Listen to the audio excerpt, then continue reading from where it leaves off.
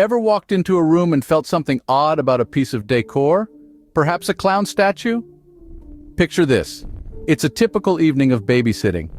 The children are asleep and all is quiet. Then, out of the corner of your eye, you spot it. A clown statue. There's something eerie about it. Its painted grin frozen in a perpetual laugh. Eyes that seem to follow you around the room. It's unsettling to say the least.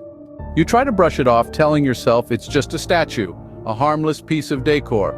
But the unease it brings is hard to ignore. You're not alone in this room. You're sharing it with a grinning, painted figure, its presence almost palpable. It's just a statue, you remind yourself, yet the discomfort it causes is undeniable.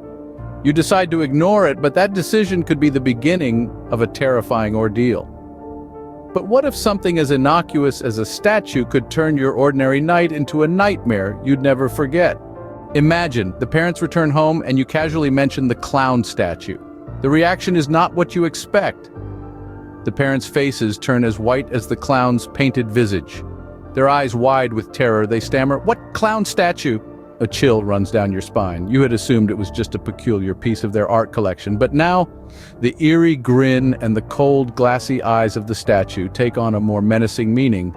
The room fills with a deafening silence, only broken by the ticking of the clock on the wall, each tick echoing your escalating fear. You feel your heart pounding in your chest, the blood roaring in your ears. You reach for your phone, your hands shaking, and dial the police. The wait for their arrival is agonizing, each second stretching into an eternity. The clown statue wasn't a statue at all. So what was it then? What if the clown statue was more than just a figment of imagination? It's a question that sends shivers down the spine, isn't it? But brace yourselves, because the truth is far more chilling. This wasn't a mere statue, oh no. This was a living, breathing intruder.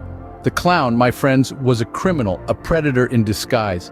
He was hiding in plain sight, watching the babysitter all along. Let that sink in. A stranger was there, lurking in the shadows, observing every move. It sounds like something out of a horror movie, but this was no fiction.